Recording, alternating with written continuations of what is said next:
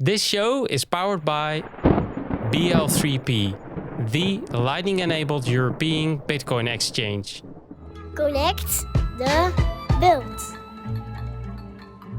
Rene Pickhardt, independent researcher and Lightning Network developer, Europe.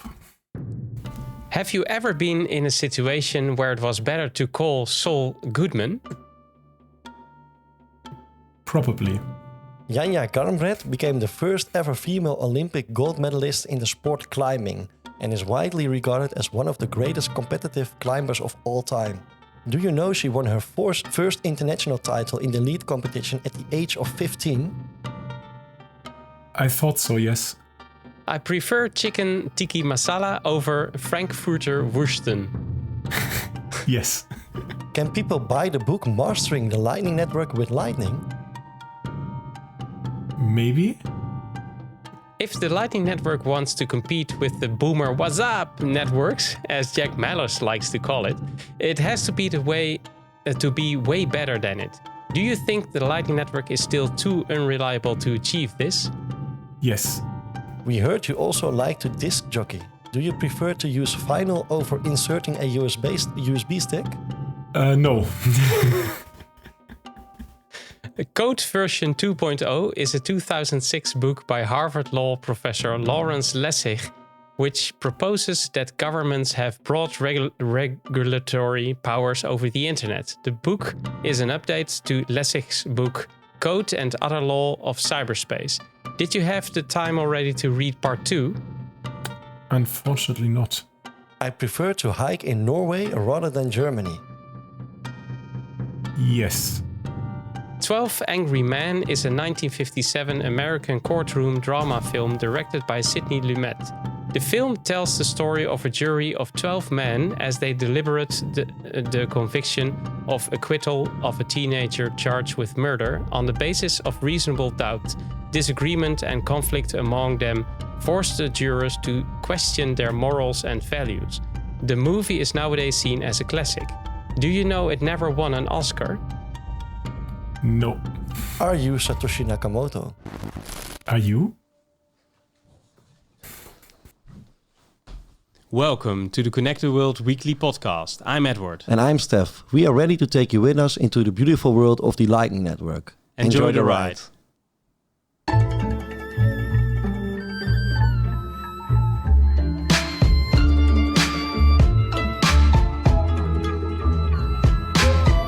This is episode 49 of Connect the World. Stef. Hey, Ed. Good to see you, man. Good to see you. Nice color shirt you have. Yes, blue. Love it, really. Yeah, it's a bit it's XL, so it's a bit too large, too big for me. But you can grow in it, right? Exactly. And I had a very busy weekend. We celebrated the birthday of my son, my oldest, and okay. We also Congrats. Thanks, mate. And we also had a Halloween party at my company with the team. That's nice. So I think it was 3 days in a row. I only ate very, very unhealthy shit. So maybe this size is not even that bad after all. Yesterday was my ice cream night, so that was also nice. I been to my family in the north, and it was a half a day of eating and being together because my daughter didn't see them for 3.5 months, I think. That's long. Because they were in Spain, so it was a long time. And but it was nice to be there. Because the weather was amazing, right? I was thinking, eating ice cream in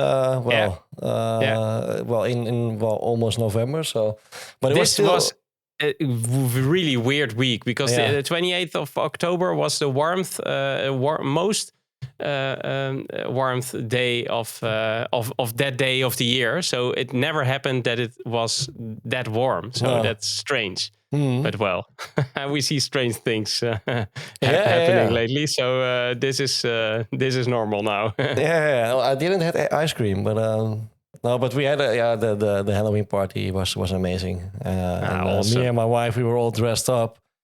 And, Oh, really? Yeah, sure. So I had scars. I cut open my shirt, and I had scars and fake blood and a big wound at my forehead. But it was it was just awesome. very exciting, and we had a lot of fun with the whole team. So we will definitely, because it was the first time, so we will definitely do it again next year. I think. And children were afraid of you, or No, but that I forgot to mention. But it was only with the team. So that was only with the team. So no children or patients or whatever clients. Okay. I have to call them Well, clients. it's also nice to do it with the team, of course. Yeah. A bit of team building, right? So a friend of mine, I was thinking about that because you said about all the makeup and things, and she does it for she and her boyfriend make props and scars and things for horror movies. Oh yeah. And at a very high level, and it's really it's almost real. Yeah. It just that's frightening, really frightening. Yeah. But it's Halloween is their thing. They live in Canada, so that's it's more like America or and indeed. You also have the Dias del what is it? What was it called? Dias del Muertos in Mexico. Because celebrating, thinking about all the people that died, that's a normal thing in a lot of countries, of course. But Halloween, doing it like that's new for the Netherlands. But I think it's a real big thing now. Yeah, it becomes bigger each year. So, that's correct. Also, did you saw all the We Ask videos at the which we did at the conference? It was fun to see it again. Yeah, we talked with a lot of people on the conference, of course, and we asked them. I think it was 6 questions, right? About the Lightning Network. Six questions, and about their vision. When will you know when the Lightning Network has succeeded, for example? And Ramon put all those answers right after the other, and it's great to see. So if you didn't see it, then check it out. I really love the content. Me too. It's nice, and it makes you think about the question. And these questions live today even, so it becomes a thing, and maybe after a year or 2 years, then we have a different answer, or we laugh about it. Probably. And this week it was interesting. I also because it has some kind of spin-off, right? You're at a conference, you meet a lot of people, and there was also a woman that contacted me about she was working at Free Press Unlimited, and thinking about I think she went there to check the scene and to know if it is possible for their organization to do something with Lightning. To participate in a Ring of Fire. Yeah, for example. No, they have a reporter emergency fund for journalists. Okay.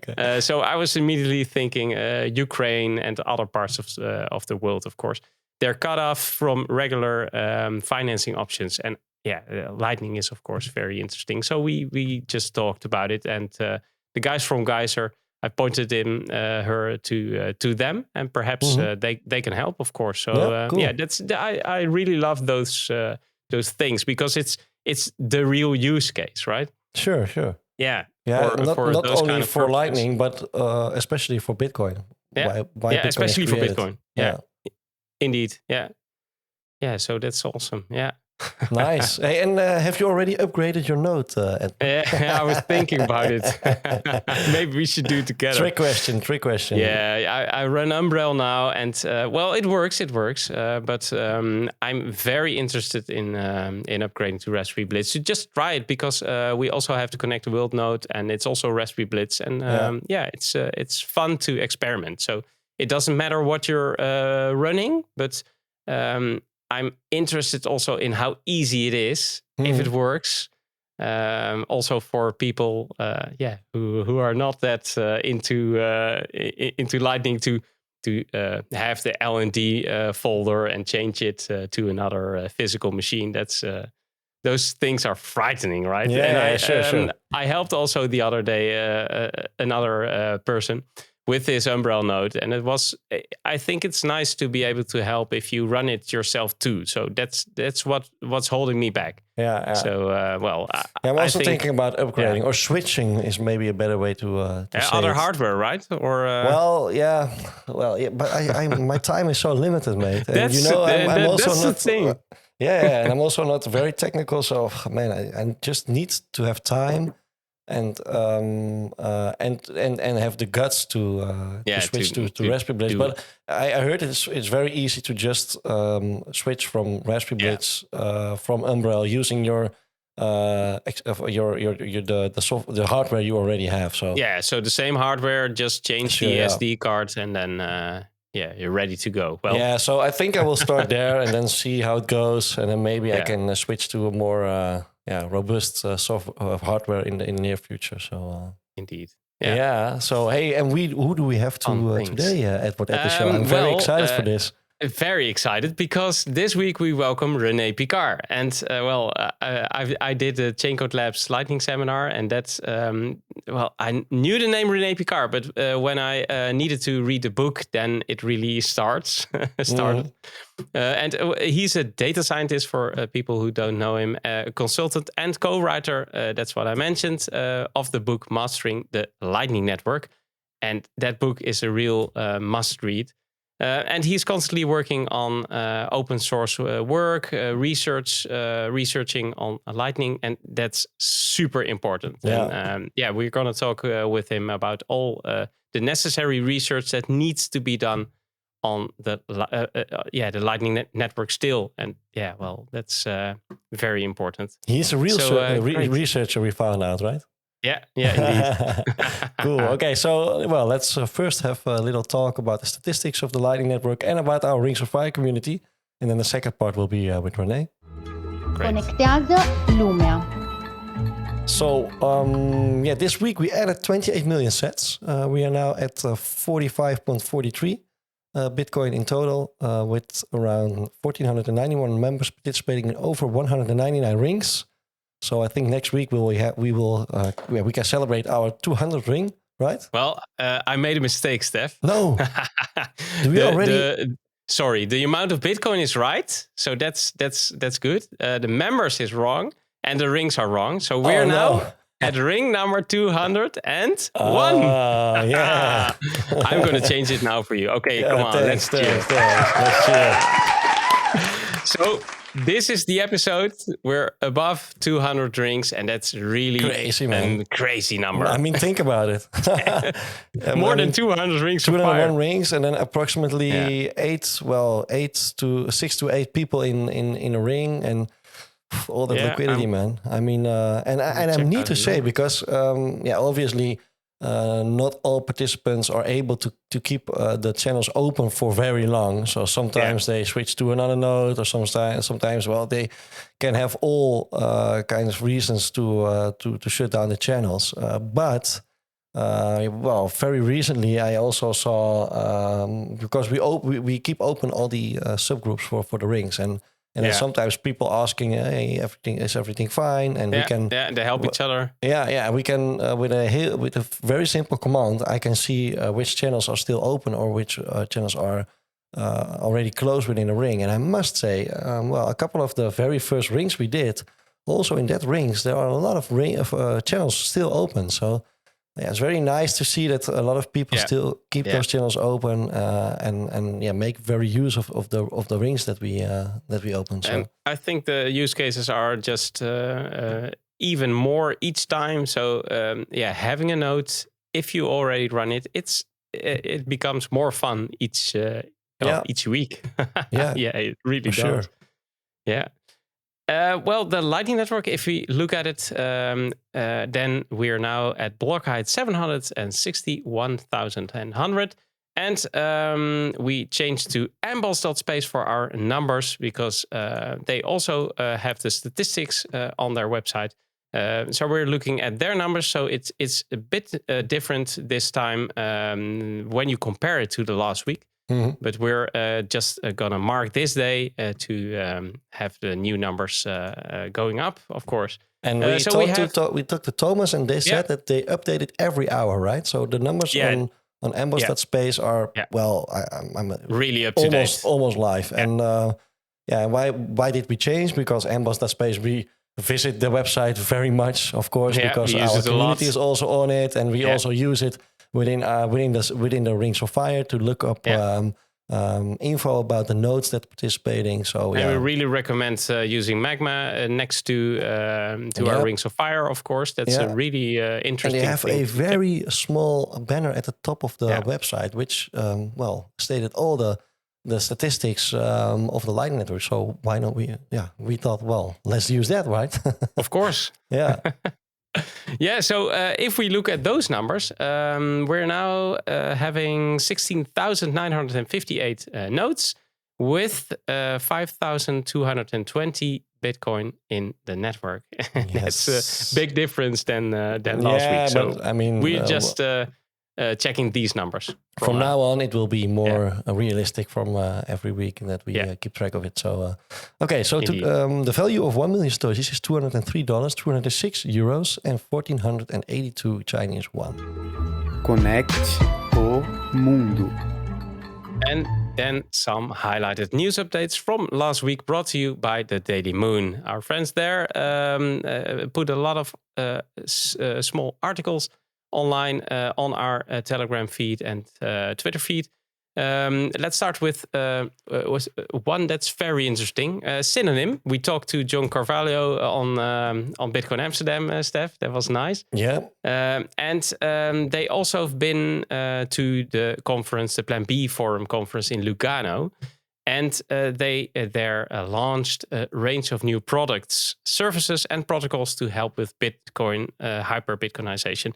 BitKit, Slashtags, and Blocktank are the three new components. They have nice logos for them. It fits together most nicely, so that's great. And they will bring better UX, so user experience, as well as easier building Lightning services for merchants and websites, and help companies integrate Lightning into their workflow. And for hyper-Bitcoinization, that's important, of course. Everything is self-custodial, and BitKit has a Lightning development kit powered node inside. Very interesting. We've put all the links on in the show notes, and there's also a tweet with a video voiceover introduction video with the voice of John Carvalho explaining what it is and what it does. Nice. Interesting to follow, because this can be a real next step. And then Wolf. Wolf is a new accelerator program focusing exclusively on Lightning. And their goal is to fund and empower founders and teams around the world, each pushing the boundaries of Lightning. And they will bring them over to New York City for an 8-week program to build, iterate, and scale. I think if you're a developer and you have now so many possibilities to experiment and also to put out something that will perhaps become a company. So that's great. I think it's also the next step. And then Cash App. This is crazy because it's a bear market, right? And we have such great news. Cash App, Michael Riani, a product lead at Cash App, tweeted about launching finally Lightning possibilities with the app. And from now on, it's possible to receive Bitcoin instantly in your Cash App application on your smartphone through the Lightning Network. And Mary from Bitnob tweeted a video call with Michael where they showed a live transfer through Cash App. And I think we need to thank Jack Dorsey, right? Because I think if it wasn't for him, I think Cash App wouldn't be this Bitcoin minded by now. Yeah. Sure. So I'm also thinking about the conversation we had this afternoon that there's so freaking much things going on. You guys at the Daily Moon are with a team of 4 or something, 5 maybe, and you can't even keep track of all the things that are happening, right? And as you already mentioned, we are in the middle of the bear market, so we aren't distracted by Elon Musk tweeting bullshit or whatever, you know. So no, there's no FUD. We have only total focus on the Lightning Network, and we cannot even keep up with all the things that are going on. I think that's why we love it so much, because there is no FUD. There's only technology, innovation, experimenting. That it's full of life, and it still is, and it's only getting more and more.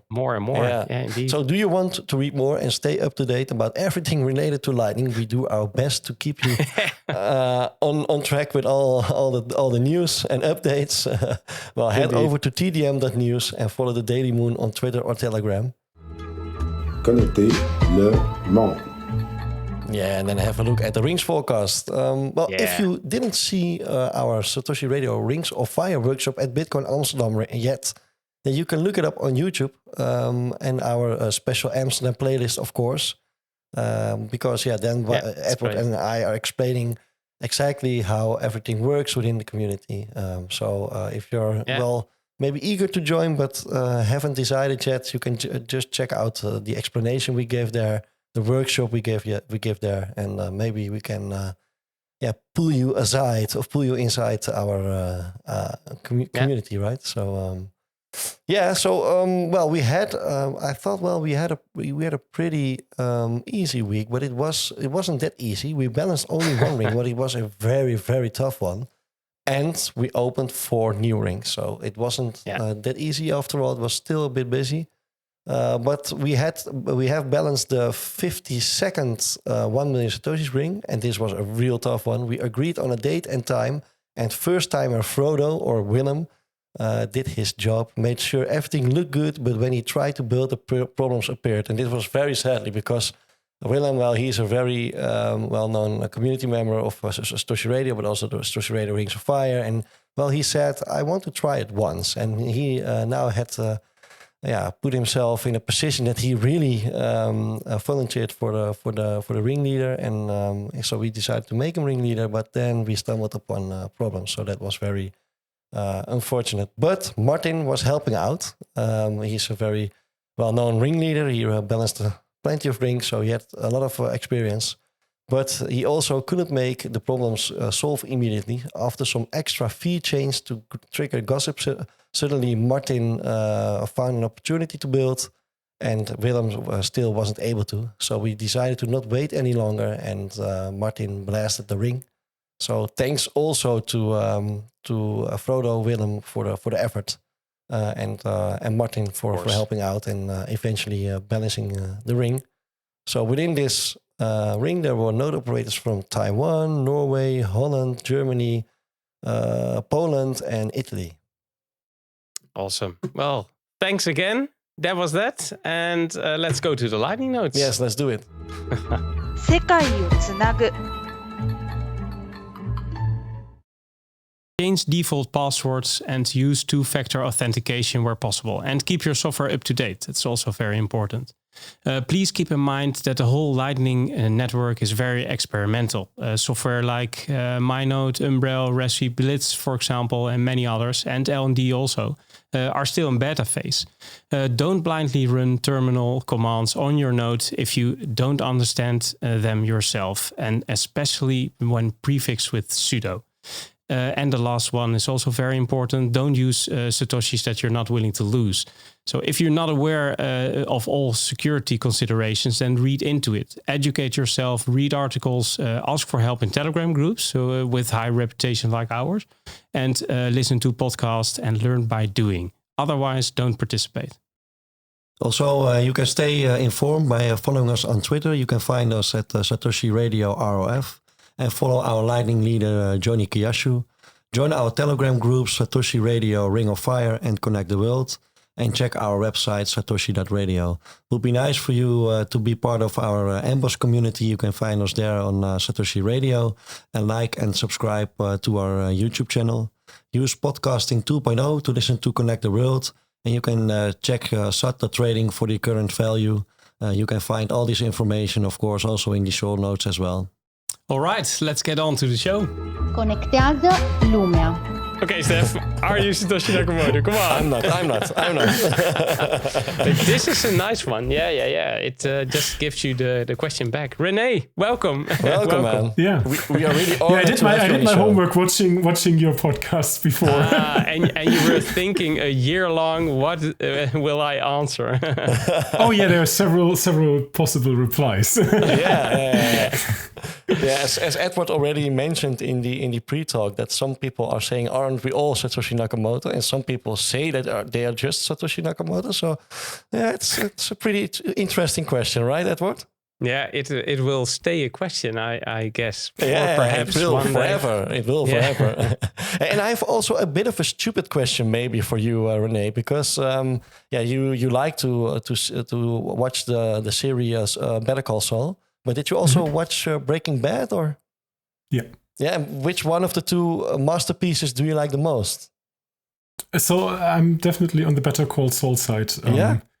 I find it from the filmmaking perspective amazing. I mean, it's like the slowest television show that was ever produced. I would say. Crazy. And it's amazing how they can keep the tension with these long cuts. I mean, if you look at movies like 60 years ago, right, they're very like boring in a sense of like not quick cuts. Yeah, in that sense, Better Call Saul does everything wrong, but apparently they don't, right? So I find it amazing. Yeah, and I really enjoyed watching it, and I think Breaking Bad is my all-time favorite series.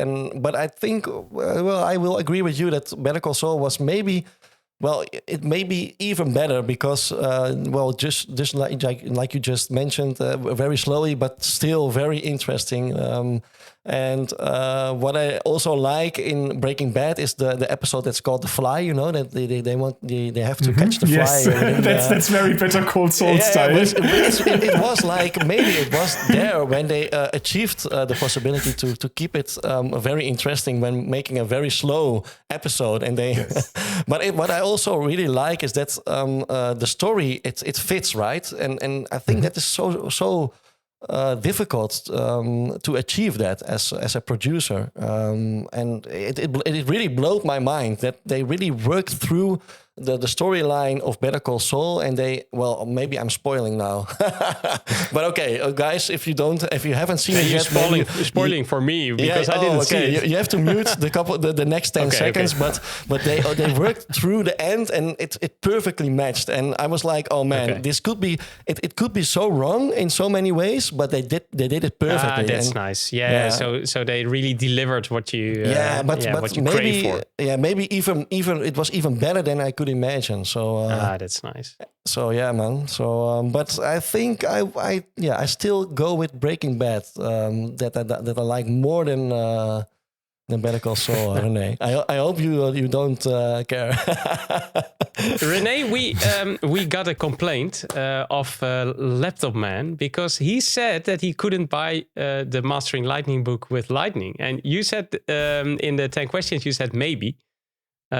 I didn't test it, but I thought that it was possible, but I don't know where I saw it. Yeah, well, you always need to find a seller, right? Yeah, indeed. So it is possible if some other person just wants to sell it for sets, right? If you send me sets, I can certainly deliver your copy. Look at that. Well, I will tell Laptop Man that he can buy it from you, but I think it's really a book to keep it with you because sometimes it's interesting to search something in it. Or, of course, you can look it up on GitHub. It's also possible. But are you working on a new version or with the physical book?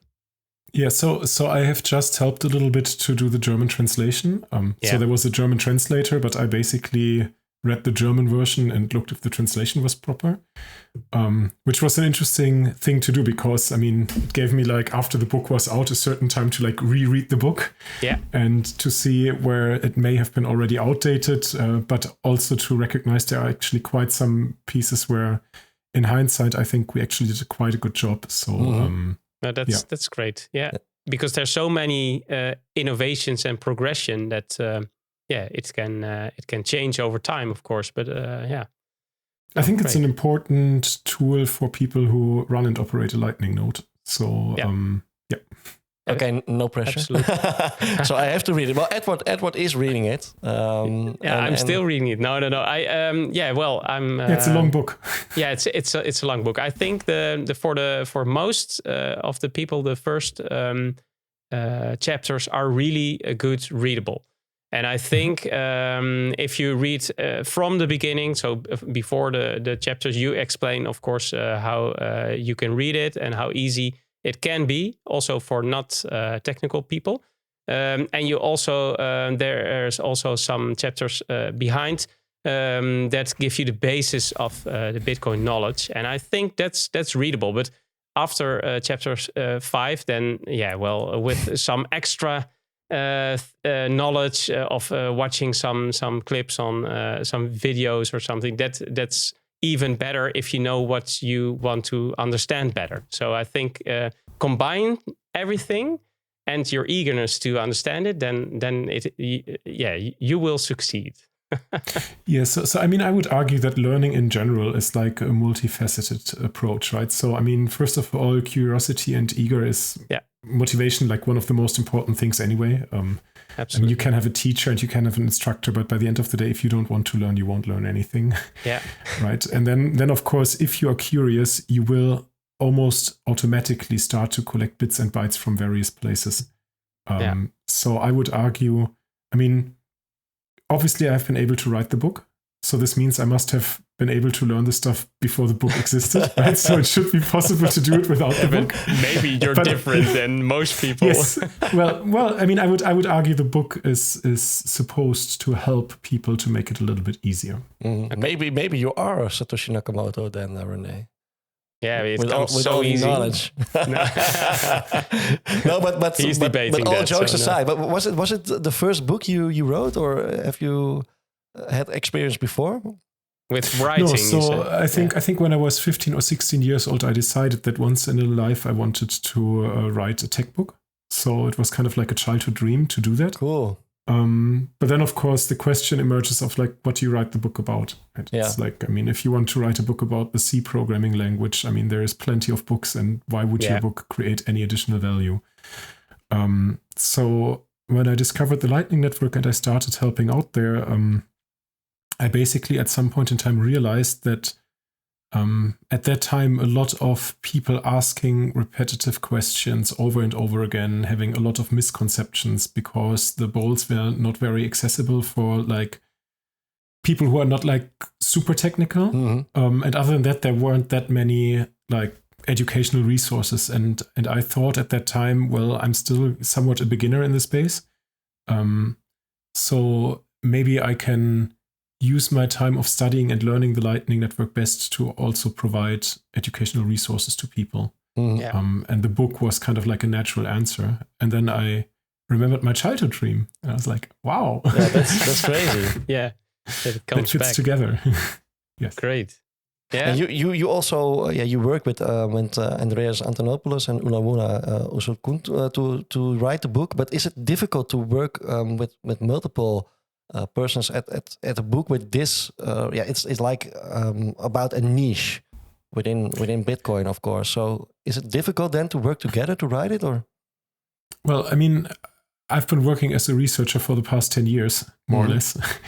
And as a researcher, I mean, you always work in a niche and you collaborate with people and you write stuff together, right? So from that, I think the experience was there. A book project is obviously a very different thing, right? Because with a research paper, you have like a very clear message and everybody is pretty agreed upon what the message is. And usually you have something like a corresponding or a lead author. With a book, it's just much more labor.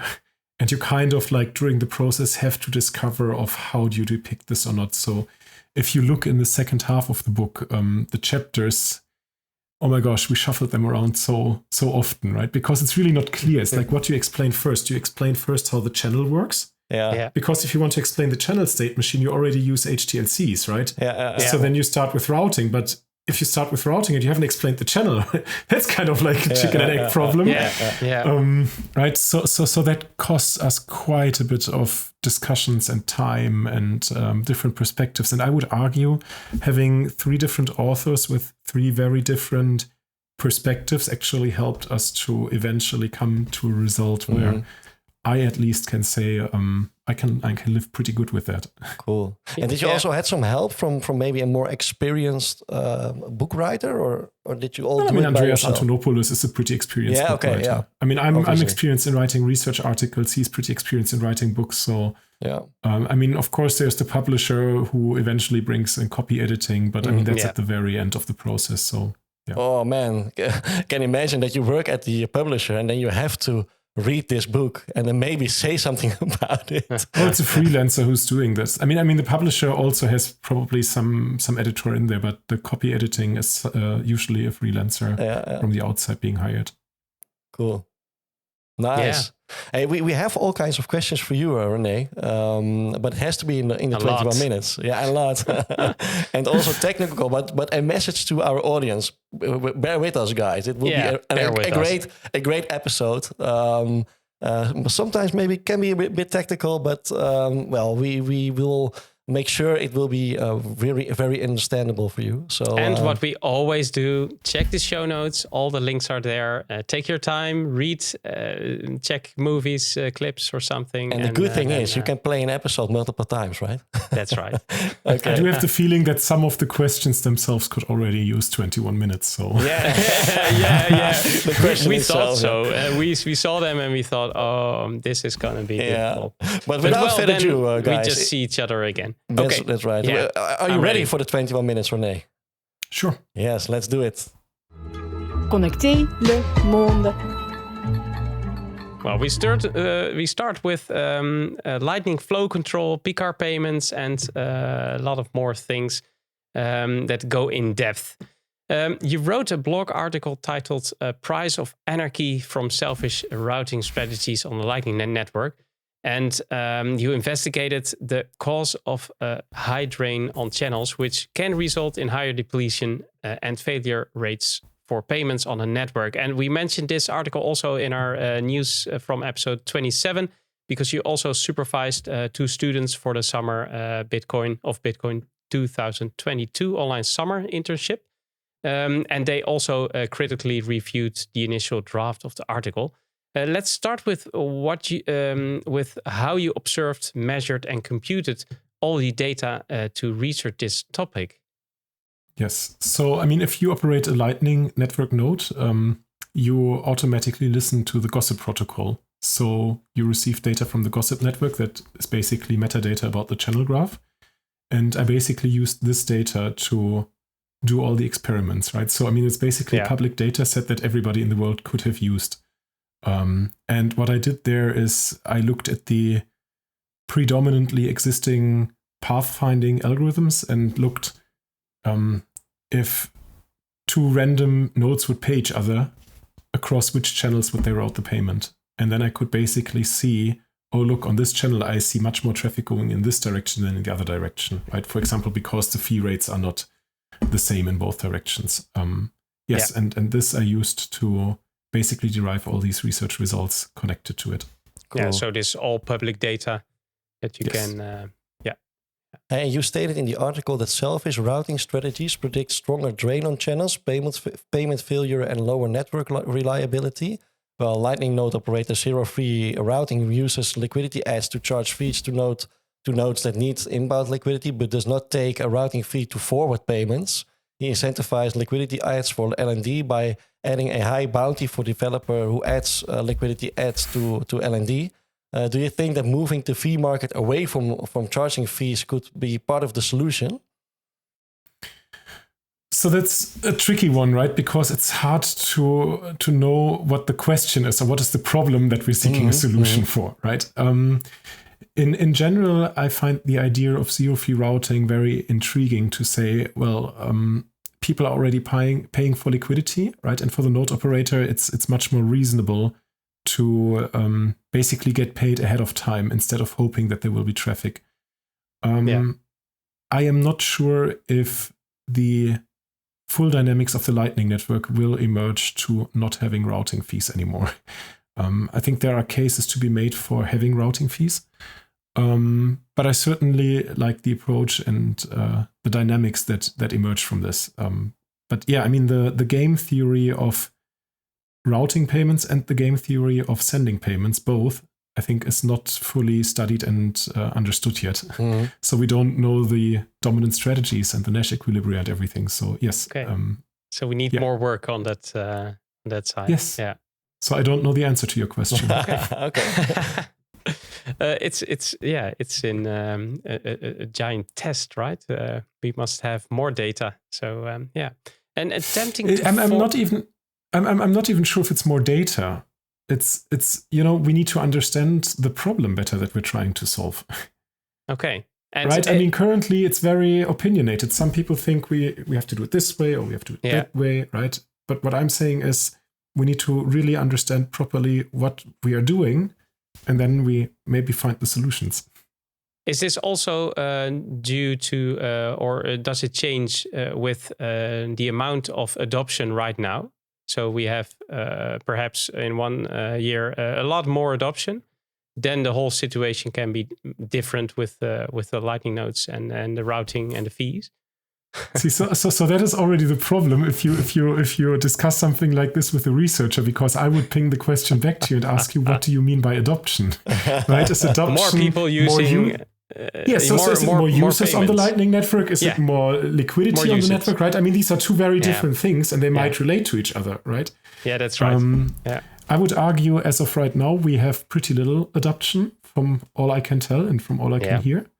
And even with a little adoption, we do have problems. So compared to the liquidity on the network, we actually have not a lot of adoption, right? Mm-hmm. And we still already have a lot of problems of forwarding payments, of not failing payments, right?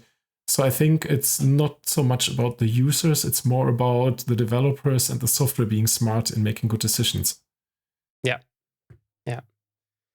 And attempting to forward a payment over a drained channel increases payment latency and payment failures. And too many failures can result in not finding a successful path. What are the possible causes for channel drains and depletion other than that? Well, I mean, as explained in my blog article, selfish behavior is one certain fact, right? So, I mean, everybody wants to get the cheap fee rate on a certain channel, for example. So everybody routes there, but then the liquidity is gone. But I would argue it's also the failure of routing nodes to provide liquidity at the wrong places. And last but not least, the fact that we currently do not seem to have a circular economy on the network. Mm-hmm. Right? Because if the economy is not circular, we certainly have depletion. Right? The opposite direction is not true. Right? A circular economy can still have depletion, but it's less likely to emerge. Yeah. And depleted channels due to drain can be a big problem for node operators who are trying to have their liquidity evenly balanced. In the Lightning mailing dev list, you shared your most recent research results about a way to use a flow control valve with the HTLC max MSET variable to regulate the pressure from a drain and thus mitigating the depletion of channels. Can you explain how these valves can work? Yes. So if you think about a liquid network, right, where you have like just fluids in pipes, and you have pressure on the network, what will happen is you might have to regulate the flow, right? So you have like a valve and you kind of close it a little bit. Mm-hmm. And with payments on the Lightning network, it's the same. Let's imagine you see like 1,000 payments per minute on your Lightning channel going in a certain direction. Right? And you know how much liquidity you have, so you can estimate at what time your channel is going to be depleted. Mm-hmm. So what you can do is you can basically signal that you don't allow payments of a certain size or above a certain size. And in that way, you can extend the time until the payment will be depleted. Yeah. Right? So you can basically kind of like close the valve of the channel and not allow that much liquidity to flow through your channel. Cool. And fees also help with the basics of supply and demand, and therefore throttles liquidity in a natural way. What other solutions are there or will be eventually possible to balance liquidity within channels besides changing fees? So the fee question is kind of the tricky one here, because a lot of people assume that fees will be a good signal or might actually also operate as a valve. Mm-hmm. But I think in many markets we can observe and see that the price signal is not necessarily the best way to achieve flow control. So, for example, anecdotally, I have been told that in electricity markets, the price is not being set constantly and is not being used to do flow control. But it's really like turning off a power plant or connecting a circuit or not, right? And the price signal fulfills a different need and market mechanism, right? So I'm not saying that fees cannot also have an effect on routing and payment delivery, but I am not convinced by the fact that fees alone will be the solution to regulate flow control, because it doesn't have to be stabilized. The advantage of using valves is that it seems to be much more stable. Okay, yeah. And there was also someone on the mailing list that said the reliability of HTLC Max MSAT is as a valve is dependent on market forces, and maybe as non-linear as fee rates, which are the sum total of the market force. And fee rates, on the other hand, are always going to be something that senders optimize for. So because obviously senders will have a maximum amount they're willing to pay in fees. And he points out that in the future fee rates, we still work consistently as a valve, which HTLC Max MSAT could possibly fill in the search for privacy and ease of implementation purposes. Do you agree with this vision? I'm not even sure if I understand all of that. Right, so there's a lot inside of these like summary of the mailing list discussion, and there's a lot of stuff going on. So I mean, one hidden assumption that is stick in here is, for example, the fact that a payer will always optimize for fees because they only have a certain fee budget, right? But that's not the same thing. I can optimize for something else under the constraint that I will not be larger than my fee budget that I'm giving myself. But that means specifically not optimizing for fees, right? And I know many people who are currently making on-chain transactions. They are willing to wait a day or two even to have a lower fee rate instead of having their transaction being broadcasted right away, or at least being confirmed right away. I mean, broadcasting goes quickly, right? So in all these statements, there's a lot of assumptions, right? And market forces would also assume there is an efficient market, which means everybody is informed. But in the Lightning Network, we have a lot of uncertainty in the market, right? So all of these like market-driven approaches, while I think there is some merit to them, I don't think it's the universal solution here. I think there's other mechanisms and tools we have to look at. So with that perspective, I may not agree with that vision. but does it make your work as a researcher maybe more difficult than noobs like myself entering the space and just spin up a node, just put some liquidity, not even thinking about it very seriously? Does it give you maybe manipulated data, or does it or can it also help you as a researcher? Well, I mean, by the end of the day, as a researcher, I'm trying to understand the dynamics and the problems, right? And I cannot understand them on a micro level, right? I cannot understand, oh yeah, there's Stef coming and he is like putting the liquidity here and he doesn't know what he's doing, right? Like you described, right? It's like, I mean, I'm not even saying that, right? But so like I cannot operate on that, right? But as a researcher, I can try to observe macro behavior, macro dynamics on the network. And I can try to understand what are mechanisms that, for example, node operators or senders, I mean, it's software, right? I mean, it's automated software, the senders, right? It's not a human being in that sense, right? I mean, it's a human being operating the cell phone, but by the end of the day, it's just like giving a switch and telling the software, do your thing, right?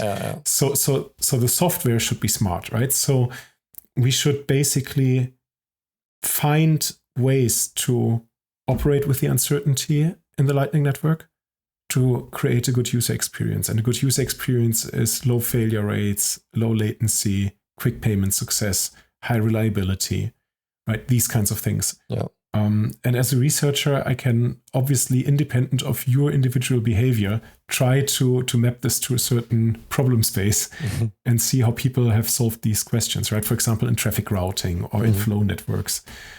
Okay. I have a question, and I'm thinking of changing it because you just said that changing the fees, well, that's not always a solution. And there was also someone who said that a combination of to limit channel flow and raising fees minute by minute could also be possible on a minute by minute time scale, and then you can change it a lot faster. But due to the current gossip possibility, it's not recommended to do that because then your channels are not going to be used. Do you think that figuring out a solution for gossip to make this possible would be a wrong idea? Well, again, I mean, let's assume you could change fees in real time and the network would know this in real time. And this would not yield a technical challenge, right? Let's just assume magically we can do that. Hypothetically, yeah. Hypothetically. It's not even clear if such a system would be stable. Yeah. Right? And I mean, what you want to have in a network like this is you want to have stability, you want to have predictability, right? These are important things, right? So as I said before, if you compare to the energy markets, right? So for example, I'm currently based in Norway, and every hour we get the rate that we pay for our power consumption. Mm-hmm. Every hour. But that's the same rate for an entire hour. Right? I think the spot market negotiates it a bit more frequently than an hour. Yeah. But there is quite some time, right? And I mean, this is completely counterintuitive to any order book that you would find in a stock exchange, right? Where you can do high frequency trading down to the nanosecond. Yeah. But I mean, again, if you look at the stock markets, it's quite remarkable, isn't it, that the prices are fluctuating so much? Yeah, it is. It is. Yeah. Right, and this fluctuation seems to be an effect of how the market is being designed. Right, so the question then is, if you have this fluctuation, is this actually good for the reliability in the network, or is this the bad thing? Right. So yeah, these are hard questions. So I'm not even sure if what you're asking for is the goal that we want to achieve. Yeah, that's what I thought. Yeah, but again, I'm saying I'm not sure. Right, I'm not even saying we shouldn't go for this goal. I'm just saying I don't understand the stuff good enough. No. Yeah. Only time will tell. Then maybe, Rene. Or other researchers. That's correct. and the core of the reliability problem in Lightning payments is centered around liquidity. And Pickhardt Payments, it's designed by a very smart guy. I don't know if you know him, but seeks to select the path with the lowest level of uncertainty and thus optimizing for reliability. The amazing thing is that if a payment fails, it can learn from its mistake. How did you come up with this probabilistic model, and how does it work? Yes. So just to be clear, right, it's not about selecting a path, but selecting a flow, right? Okay. And the flow can be dissected into several paths, which is then called multi-part payments usually, but it's a flow problem. I'm advocating very heavily that we get this notion right. Okay. The way how that happened is basically I was asked to help in a research paper about probing for liquidity on the network. And I was actually very reluctant to do this because conceptually it was very clear how to do that. Everybody kind of like knew this. And I was like, we can write a research paper. Mm. But once we did, we actually came to the point where we asked ourselves, like, well, what do we actually learn, right? I mean, if you send out a payment and it fails or it goes through, you learn something. But like, what do you learn? Mm. Can you quantify this, right? And I was basically saying, wait a second. I have done in the past a lot of natural language processing where you measure or you try to model language and quantify the entropy that is in language, right? So there's a lot of information theory inside. So I was saying, well, we can do the same with the uncertainty of the liquidity. So I was basically writing down the entire math theory that I knew from natural language processing and mapped it over to the Lightning network and wrote down all the probabilistic framework in order to quantify how much do we learn and what is the optimal probing strategy. And then I basically said, wait a second, we can use this for payment delivery, right? Why is everybody optimizing for fees? We should optimize to minimize the uncertainty because the uncertainty is currently the major pain point. So I was writing this down and we published this paper, and we already addressed the question, when do you split and how do you split a payment into several paths? But at that time, we assumed the split would be of equal size, which was pretty much an assumption that implementations also more or less did. And we kind of knew it's kind of like strange. So I was investigating this more properly and trying to solve the optimization problem. And this is what led to the discovery that it's actually not a path-finding problem, but a min cost flow problem, right? Cool. Yeah. So and then Stefan Richter came to the team, and we wrote the paper together, and we had a lot of fun. Cool. And together with Carsten Otto, you both managed to find a way to break down a large payment into smaller payments and route based on minimum cost flow versus opportunity cost of probability. And can you take us through that experiment which you did with him, and what were the lessons learned? It was like you paid 1 Bitcoin, right, over the Lightning Network. Is it right? I think it was 0.7. I think it was 0.7. Oh, 0.7. Okay. Yeah. So first of all, I mean, the first experiment of this kind was conducted with Stefan Richter, my co-author, and me, and that was like a year ago, where we did this internally and did all of that. But Carsten Otto then basically implemented our solutions independently and verified them, and then said, "Hey, Rene, can we also do the experiment?" So I mean, he used his software on his node, and basically I sent him an invoice, and he ran the algorithm and then sent out onions. And I was having my shell open, and it's like, yep, HTLC arriving, right? And I could basically see this, like, you know, from earlier days in your operating system, you have this like loading bar, right? And it was pretty much like this was like, right, and eventually it arrived. Yeah, but it was not this like linear kind of thing, right? Where you earlier always asked yourselves like, hey, if your operating system starts, like, why is it not a linear thing? Right? It's like they should know. Yeah, now I know why the problems are, because some things like take longer. I hate those bars that go to the end and then start over again. Yeah, or just that didn't. The final piece, or just the final piece, you know, the last centimeter or millimeter just doesn't come through. Yes. No, but it's a very exciting experiment, because I mean, Carsten Otto on his machine sees how many HTLCs he's sending out, and I'm seeing how many arrives, right? So he's already like, hey, I sent out like 70% of the amount already. I'm like, 30% arrived, right? And then he needs to wait for the failures, right? And while the failures come, he recomputes the problem. So like, I'm at 50%, or he's like, I'm at 95 outstanding, right? Because he like technically never knows how many arrived on my site, because the protocol doesn't give that, right? So we had this like 1 minute video call where I mean, the video call was longer, but like the experiment was like 1 minute. Because you shared a video also. I will put it in the show notes also. Yeah, he shared a video. There's another video from my side, but I haven't shared it yet for some stupid reasons. I had to travel afterwards, and the time was gone, and I wanted to do some editing to have it nicer and more seeable. Yeah. But technically we have video from both sides of how the payment goes. That's great. Yeah. And just for OPSEC reasons, I never received the full payment, because I never knew the pre-image. So what happens is I'm getting all the HTLCs in, and once the entire amount was there, I would just fail them with saying, don't know the payment details. Cool. Okay. And in I heard a TikTok, but I really want to ask this question because it is a great question for people from our community. In our earlier episodes, we talked multiple times about Pickhardt Payments. For example, also with Carsten Otto, but also with Dimitri Laptev. You talked about the fact that larger channels will be preferable in pathfinding for payments, and thus getting node operators more routing. But is this true? And what channel liquidity would you recommend to node operators that want more routing on their node, or maybe just getting started with their node and really want to route? Yes.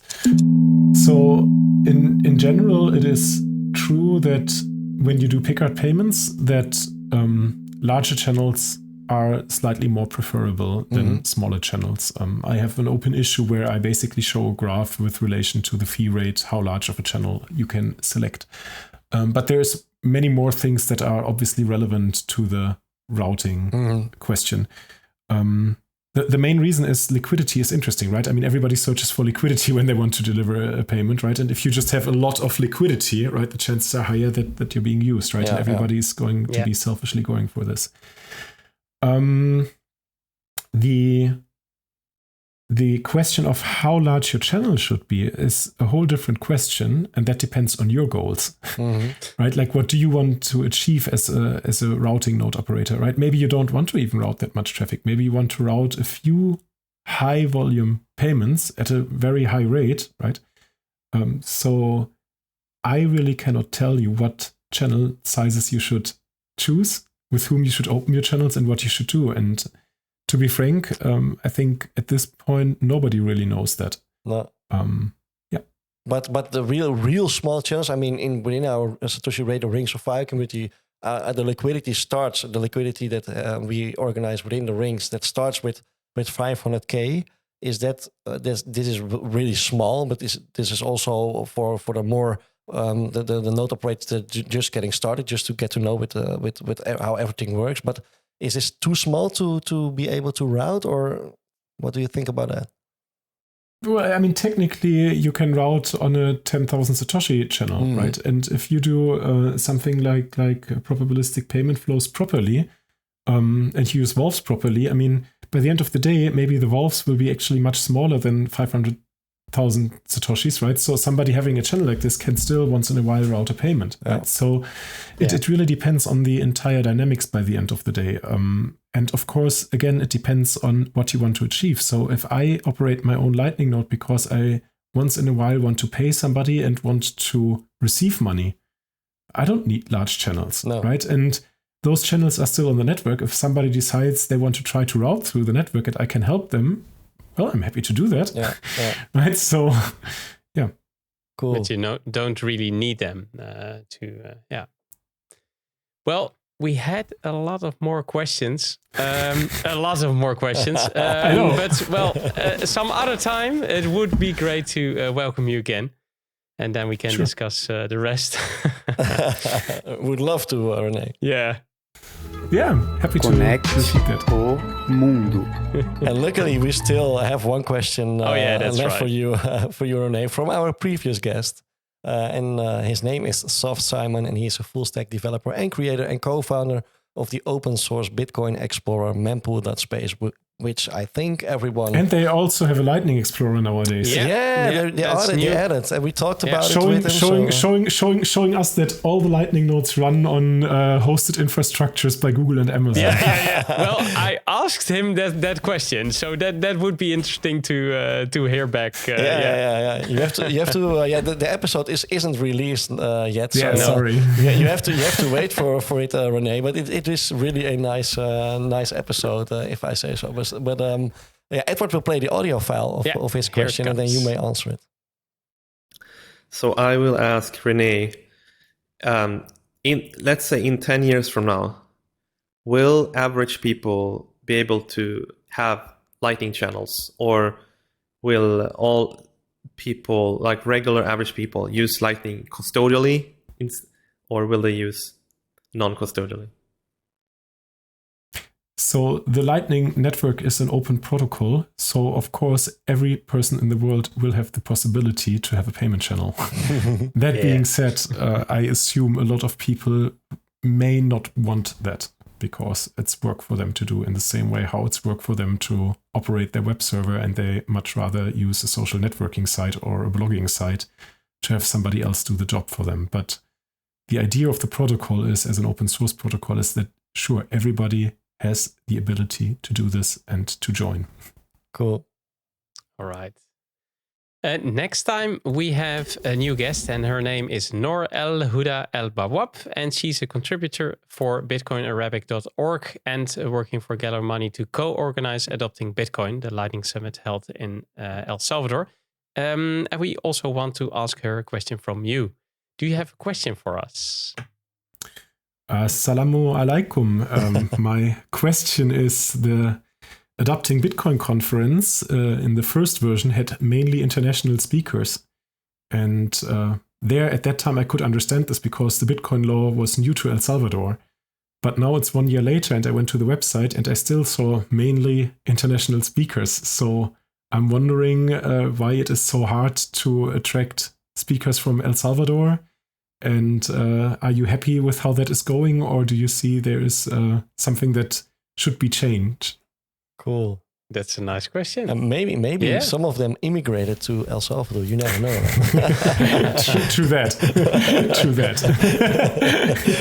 But I'm not the one who has to answer that question. So No. Thanks. Yeah, great. You mean like the question that T-Bust asked, where you basically answered the question before? Oh, yeah, that's right. Yeah, that's what Stef does, and then he would answer it. Yeah, that was funny. I need Verbinden die Welt. I need to learn how to keep my mouth shut, Edward. No. It was very interesting because the question is asked anyway, and the other person needs to answer it, but then differently. So or you have opposite sides, right? He's saying this, then different I will opinions, say, of course. Hey, Rene, so thanks again, Rene. It was a really great talk. So really, thank you for making time to be at our show. Thanks for doing this fun podcast. Yeah, great. Yeah, of course. As you know, I'm a fan. Yeah. Well, we're very pleased. We are very pleased and honored that you are. So it gives us also some energy. I mean, it's obviously also great for our community. But if we can serve you also with our content, that really gives us an extra boost of energy. So good to hear. Yeah, thanks. Really does. So thanks again. I assume that everyone knows how to find you, but for the ones that don't, where can people follow you? Do you have a Twitter, a website, or where can people look you up? Yeah, I have all those things. I'm pretty sure you put them in the show notes. And my name is hard to spell correctly, but once you do, it's very easy to find me. Yeah, because you all have that. The scammers do also have a lot of. Accounts from you, right? With your name spelled wrongly and wrongly. Crazy. Well, maybe one tip for all those listeners who want to start with knowing more about Lightning, and what is the go-to place? Obviously, Mastering the Lightning Network as a book. I will add it. Come on, I spent 2 years of my life together with other people to write this. Can't give you a different answer. So buy the book from another person. Don't have to buy it. It's openly licensed. That's correct. Yeah, that's the best thing. Yeah. But okay, so it's at Rene Pickhardt, right? That's your Twitter handle, right? Yeah. Okay. So for everybody else, thanks for listening. Thanks to all members participating in the Satoshi Radio Rings of Fire. And of course, thanks to everyone helping us to connect the world together. And if you like our content, then please support us in our mission. Visit our website, connecttheworld.live, where you can also donate and subscribe, like, and share our content on your favorite platform. We need you to complete our mission, connect the world. So keep those nodes running, sats flowing, and rings burning. And see you all next week with Noor on the same Lightning channel. Ha de bra, Rene. Ha de bra.